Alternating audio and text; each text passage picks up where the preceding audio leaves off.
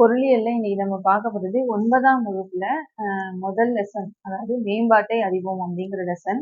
இதுல பாருங்க, மேம்பாடுங்கிற வார்த்தை வந்து பொருளாதார மேம்பாட்டை பத்தி சொல்றாங்க. சரியா? பொருளாதார மேம்பாடுங்கிறது என்ன? நாட்டோட ஆஹ் நாட்டோட பொருளாதார முன்னேற்றம் தான் பொருளாதார மேம்பாடு அப்படின்னு சொல்றோம், அப்படிங்கிற வார்த்தையால சொல்றோம். ஸோ வந்து மக்களோட வாழ்க்கை தரத்தையும் நாட்டோட வளர்ச்சியையும் குறிக்கிறது தான் இந்த பொருளாதார மேம்பாடு. சரியா? இப்போ வந்து இது வந்து எதை சார்ந்திருக்குன்னா, தனிநபர் வருமானத்தை சார்ந்திருக்கு. அது எப்படிங்கிறது பார்ப்போம். பொருளாதார மேம்பாட்டோட குறியீடுகள் என்னென்ன அப்படிங்கிறது நம்ம தெரிஞ்சுக்கணும். என்என்பி அப்படின்னா நிகர நாட்டு உற்பத்தி, நெட் நேஷனல் ப்ராடக்ட். தனிநபர் வருமானம், பெர் கேபிட்டா இன்கம். வாங்கும் திறன் சமநிலை, பர்ச்சேசிங் பேரிட்டி, அதாவது பர்ச்சேசிங் பவர் பேரிட்டி அப்படின்னு சொல்றாங்க. அடுத்து மனித நல மேம்பாட்டு குறியீடு, ஹியூமன் டெவலப்மெண்ட் இண்டெக்ஸ். இதெல்லாம் வந்து என்னென்னங்கிறது தனித்தனியா டீட்டெயிலா அடுத்தடுத்த லெசன்ல படிப்போம். ஸோ இதெல்லாம் வந்து மனித நல மேம்பாட்டு குறியீடு. இதுல வந்து நிகர நாட்டு உற்பத்தியை பத்தி கொடுத்துருக்காங்க. அதுக்கு முன்னாடி ஒரு நாட்டோட ஒரு ஆண்டுல ஒரு நாட்டோட புவியியல் எல்லைக்குள்ள பண்டங்கள் மற்றும் பணிகள் உற்பத்தி ஆகுது இல்லையா, அதோட மொத்த பண மதிப்பு, தான் நம்ம மொத்த உள்நாட்டு உற்பத்தின்னு சொல்றோம். நிகர நாட்டு உற்பத்தினா என்னன்னா, நிகர நாட்டு உற்பத்திங்கிறது தேசிய உற்பத்தியின் உண்மையான அளவீடாக கருதப்படுகிறது. நாட்டோட வருமானம் என்றும் இது வந்து அறியப்படுகிறது. சரியா? தனிநபர் வருமான உயர்வு எப்போதும் மொத்த உண்மையான உற்பத்தியின் உயர்வு என்று பொருள்படும். தனிநபர் வருமானமே நாட்டின் மேம்பாட்டின் அளவிலும் சிறந்த குறியீடாக இருக்கு. தனிநபர் வருமானத்தை தான் நம்ம நாட்டோட மேம்பாட்டோட அளவில் ஒரு குறியீடா எடுத்துக்கிறோம். இதுதான் நிகர நாட்டு உற்பத்தின்னு சொல்றோம். ஸோ வந்து இது என்னன்னா, நாட்டோட மேம்பாட்டை அளவிடுவதற்கு வருமானம் மிக முக்கிய காரணிகள் ஒன்று. அதிக வருமானம் உள்ள நாடுகள் குறைவான வருமானம் உள்ள நாடுகளை விட அதிக வளர்ச்சியடைந்த நாடுகளாக இருக்கின்றன. நாட்டின் வருமானம் பொருளாதார மேம்பாட்டோட குறியீடா இருக்கு. இதான் நம்ம தெரிஞ்சுக்கணும். நாட்டோட வருமானம் தான் முக்கியமா இருக்கு. தலா வருமானம் அப்படிங்கிறது என்னன்னா, நாட்டோட வளர்ச்சியை ஒப்பிட மொத்த வருவாயை கணக்கிடுவது ஒரு பயனுள்ளதா அமையாது. மொத்த வளர்ச்சியை கணக்கிடுறது. இப்போ வந்து தலா வருமானத்தை எப்படி அளவிடும் அப்படின்னா, மொத்த வருமானத்தை நாட்டோட மொத்த மக்கள் தொகையால நாட்டோட மொத்த வருமானத்தை நாட்டோட மொத்த மக்கள் தொகையால வகுக்கும் போது தலா வருமானம் கிடைக்குது. அந்த தலா வருமானத்தை வச்சுதான் நாட்டோட பொருளாதார மேம்பாட்டை பத்தி நம்ம அறிய முடியுது. அதுதானே குறியீடா இருக்கு. ஸோ அதை எப்படி கணக்கிடுவோம்னா, மொத்த வருமானத்தோட நாட்டோட வருமானத்தை மொத்த மக்கள் தொகையால வகுக்கும் போது கிடைக்குது. சரியா? தலா வருமானம். இப்போ வந்து அதை வந்து அமெரிக்க டாலர்ல தான் நம்ம ஒப்பீட்டளவுல மற்ற நாடுகளோட ஒப்பீடுங்கிறத டாலர்ல தான் சொல்லுவோம் எப்பயும். ஸோ குறைந்த வருமானம் அப்படிங்கிறது என்னன்னா, லெஸ் தென் $1005 கீழே இருக்கும்போது குறைந்த வருமானம். அடுத்தது குறைந்த நடுத்தர வருமானம், உயர்ந்த நடுத்தர வருமானம்லாம் கொடுத்துருக்காங்க. உயர்ந்த வருவாய்ங்கிறது $12,235 மேல இருந்தா அது வந்து உயர்ந்த வருவாய்ன்னு சொல்றாங்க. அடுத்து வாங்கும் திறன் சமநிலை அப்படிங்கிறது என்னன்னா, ஒரு நாட்டில் உள்ள நாணயங்களோட எண்ணிக்கைக்கு இணையாக ஒரு சந்தையில அமெரிக்க டாலர்ல வாங்கக்கூடிய பொருள்களை வந்து அதே அளவு பொருள்களை வாங்குவதற்கு உள்நாட்டு சந்தையில எவ்வளவு தேவைப்படுதோ அதுதான் வாங்கும் திறன் சமநிலைன்னு சொல்றோம். ஸோ இதை வந்து வாங்கும் திறன் சமநிலை அடிப்படையில வந்து இந்தியா வந்து 3வது இடத்துல இருக்கு.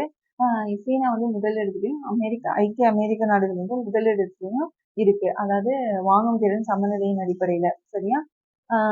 அதுக்கப்புறம் மனிதவள மேம்பாட்டு குறியீடு பத்தி கொடுத்துருக்காங்க.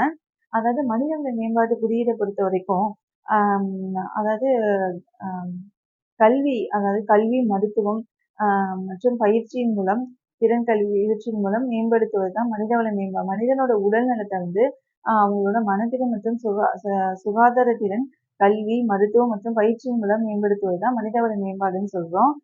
இப்போ வந்து ஒரு குழந்தை பிறக்குதுன்னா அதுக்கு ஒரு நல்ல கல்வி, சிறந்த சுகாதாரம் அதை வந்து நம்ம கொடுத்துட்டோம்னா அவங்களோட வருமானம் வந்து வருங்காலத்துல அதிகமாகும் அப்படிங்கிற ஒரு கணக்கீடு இருக்கு. இதுதான் மனிதவள மேம்பாட்டு குறியீடுன்னு சொல்றோம். ஃபர்ஸ்ட் பொருளாதாரத்தை பொறுத்த வரைக்கும் மக்களோட உடல் உழைப்பு தான் மூலதனமா கொண்டா முதலீட்டை வந்து அதிகரிக்கலாம் அப்படின்னு சொல்லிட்டு நினைச்சாங்க. ஆனா மனித உழைப்பு அவங்களோட உடல் நலத்தின் மீது செய்யப்படும் முக்கிய முதலீடா பிற்காலத்துல அவங்களுக்கு வந்து தெரிஞ்சுது அப்படின்னு சொல்றாங்க. அதுக்கப்புறம் இந்தியாவுல மனித வளங்களின் வளர்ச்சிக்கு மனிதவள மேம்பாட்டு அமைச்சகம் பொறுப்பானதா இருக்கு. ஸோ மனிதவள மேம்பாட்டை பொறுத்த வரைக்கும் மேம்பாட்டு அமைச்சகம் தான் பொறுப்பா இருக்கு. அது வந்து எங்க இருக்குன்னா புதுடெல்லியில சாஸ்திரி பவன்ல அமைந்திருக்கு அப்படின்னு சொல்லி கொடுத்துருக்காங்க. அடுத்து நிலையான மேம்பாடு பொறுத்த வரைக்கும் என்ன சொல்லணும்னா, தற்போது இந்த சுற்றுச்சூழலை சேதப்படுத்தாமல் மேம்பாடு அடையணும். எதிர்கால சந்ததியையும் நம்ம கருத்தில் கொள்ளணும். அதுதான் நிலையான மேம்பாடு. அதாவது புதுப்பிக்கக்கூடிய எனர்ஜி, புதுப்பிக்க இயலாத எனர்ஜின்னு 2 இருக்குல்ல. அம் புதுப்பிக்கத்தக்க ஆற்றல், புதுப்பிக்க இயலாத வளங்கள் அப்படின்னு 2 இருக்கு. புதுப்பிக்கக்கூடிய வளங்கள்னா அதை வந்து நம்ம வந்து திரும்ப வந்து புதுப்பிக்க இயலும். எடுத்துக்காட்டு சூரிய சக்தி. புதுப்பிக்க இயலாத வளங்கள்னா அதை வந்து புதுப்பிக்க இயலாது. நிலக்கரி, பெட்ரோல் அந்த மாதிரி உள்ளது. அதை வந்து சொல்றாங்க. அதுக்கப்புறம் வந்து நிலத்தடி நீர் வந்து ஒரு புதுப்பிக்கத்தக்க வளத்துக்கு ஒரு எடுத்துக்காட்டு. வளங்களை மீண்டும் பயன்படுத்துவதற்கு பதிலாக செலவு செய்துவிட்டால் எப்படி நிலையான வளர்ச்சி அடைய முடியும்? ஸோ வந்து நம்ம என்ன பண்ணணும், நிலையான மேம்பாட்டை அடைவதற்கு பொருளாதார, சமூக மற்றும் சுற்றுச்சூழல் தன்மையை சமநிலையில் வைத்திருக்க வேண்டும்னு சொல்றாங்க.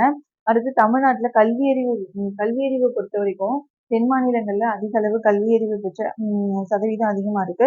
தமிழ்நாட்டுல வந்து கல்வி விகிதம் வந்து தேசிய கல்வி விகிதத்தை விட அதிகமா இருக்கு. உயர்கல்வியில சேர்றவங்களோட எண்ணிக்கை அந்த சதவீதம் வந்து இந்திய அளவுல மிக உயர்ந்ததா இருக்கு. அதுக்கு ஒரு அட்டவணை கொடுத்திருக்காங்க. உயர்கல்வி சேர்க்கை வந்து தமிழ்நாடு பாருங்க 44.3% இருக்கு. இது வந்து மொத்த சதவீதத்தை விட கூடுதலா இருக்கு பாருங்க. பாலியல் விகிதத்துல 996, கல்வியறிவு விகிதத்துல 80.01 கேரளாவுக்கு அடுத்த நிலையில இருக்கு. ஸோ இது ரொம்ப அதிகமான அளவு தான் தமிழ்நாடை பொறுத்த வரைக்கும். 74.04 விட 80% இருக்கு கல்வியறிவு விகிதம். அதுதான் இங்க கொடுத்துருக்காங்க. அடுத்து புதுப்பிக்கத்தக்க வளங்கள், புதுப்பிக்க இயலாத வளங்களுக்குள்ள வேறுபாடு. புதுப்பிக்கத்தக்க வளங்கள் வந்து மாசற்ற மற்றும் சுற்றுச்சூழல் நலன் காக்கிறது. மாசுபடுத்தாது சுற்றுச்சூழலை. ஆனா புதுப்பிக்கக்கூடிய வளங்கள் வந்து சுற்றுச்சூழலை மாசுபடுத்தும். அது ஈஸியா தீர்ந்து போயிடும். அதை நம்ம வந்து புதுப்பிக்க இயலாது. வளங்கள் வந்து குறுகிய நேரத்துக்கு இந்த வளங்கள் புதுப்பிப்பதற்காக குறுகிய நேரத்தை எடுத்துக்கொள்கிறது. இது பல நூற்றாண்டுகளை புதுப்பிக்கிறதுக்கு பல நூற்றாண்டுகளை எடுத்துக்கொள்கிறது. சூரிய சக்தி, காற்று சக்தி, நீர் இதெல்லாம் புதுப்பிக்கத்தக்க வளங்கள். உலோகங்கள், கண்ணாடி, புதைப்படி எரிபொருள், நிலக்கரி, பெட்ரோல், இயற்கை எரிவாயு இதெல்லாம் புதுப்பிக்க இயலாத வளங்கள். சரியா? நிலையான மேம்பாட்டை அடையணும்னா இதெல்லாம் நம்ம பாதுகாக்கணும். எதிர்கால சட்டம் வனவிலங்கு பாதுகாப்பு சட்டம் 1972.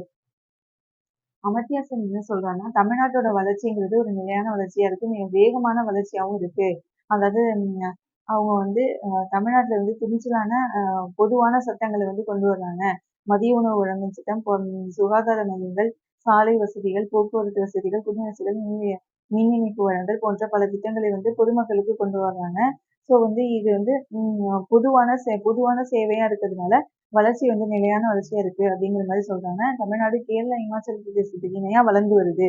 ஸோ வந்து மனித திறன்களை வந்து முக்கியமா என்ன சொல்ல வர்றாங்கன்னா, மனித திறன்களை வந்து பயன்படுத்தாமல் இந்த விரிவான பொருளாதார வளர்ச்சியை எட்ட முயன்ற பெரும்பாலான மாநிலங்களை விட மனித திறன்களை பயன்படுத்தின தமிழ்நாட்டோட வளர்ச்சி விரிவான வளர்ச்சியா இருக்குன்னு அமர்த்தியா சென் வந்து சொல்லியிருக்காரு. இந்த அன்சர்டைன் க்ளோரி அப்படிங்கிற புத்தகத்துல சொல்லியிருக்காங்க. அமர்த்தியா சென் நோபல் பரிசு பெற்ற பொருளாதார வல்லுநர்.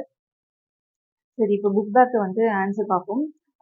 மேம்பாடு வாழ்க்கை தரத்தை உயர்த்துகிறது. அது கூற்று. காரணம் வந்து மக்கள் அதிக வருவாய், சிறந்த கல்வி, உடல்நலம் மற்றும் ஊட்டச்சத்து குறைந்த வறுமை பெறுவார்கள் அப்படின்னு சொல்லி கொடுத்துருக்காங்க. அது வந்து ஆப்ஷன் ஏ தான். ஏ மற்றும் ஆர் இரண்டும் கூற்று காரணம் இரண்டும் சரியானது. கூற்று காரணத்தை விளக்குகிறது. அதான் ஆன்சரு. மனித வளம் எனும் சொல் குறிப்பிடுவது ஒட்டுமொத்த மக்களின் திறமை. சரியா? மனித வளம்னு எதை சொல்றோம்? நம்ம முதலீடெல்லாம் சொல்லல. ஏழை மக்கள் மீதான முதலீடு, வேளாண்மை மீதான அதெல்லாம் எதுவுமே கிடையாது. ஒட்டுமொத்த மக்களின் திறமையை வந்து சொல்றோம் மனித வளம்னு. நாடுகளுக்கு இடையான மேம்பாடு ஒப்பிட அவர்களின் மிக முக்கியமான பண்புகளில் ஒன்றாக கருதப்படுவது வருமானம். சரியா? அடுத்து தேசிய வருமானத்தை உண்மை மதிப்பீடாக இவை கருதப்படுகிறது. நிகர தேசிய உற்பத்தி. டேஷ் வருவாயை தலா வருமானம் என்றும் அழைக்கிறோம். சராசரி வருவாயை தலா வருமானம் என்றும் அழைக்கிறோம். G8 நாடுகளின் கூட்டமைப்பில் உறுப்பு நாடுகள் இல்லாத ஒன்று ரஷ்யா.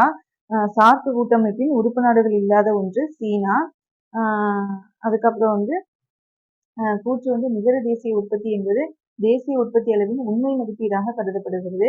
இது தேசிய வருமானம் என்றும் அழைக்கப்படுகிறது. ரெண்டுமே சரி. கூற்று காரணத்தை விளக்குகிறது. அடுத்தது வந்து எந்த ஒரு நாட்டின் மேம்பாட்டிற்கும் மனித வளம் அத்தியாவசியமாக இருக்கிறது. காரணம் கல்வி மற்றும் மக்கள் நலத்தில் முதலீடு செய்வதன் விளைவாக அவர்களின் எதிர்காலத்தில் அதிக அளவு பலன் கிடைக்கும். இதுவும் கூற்று காரணம் ரெண்டும் சரி.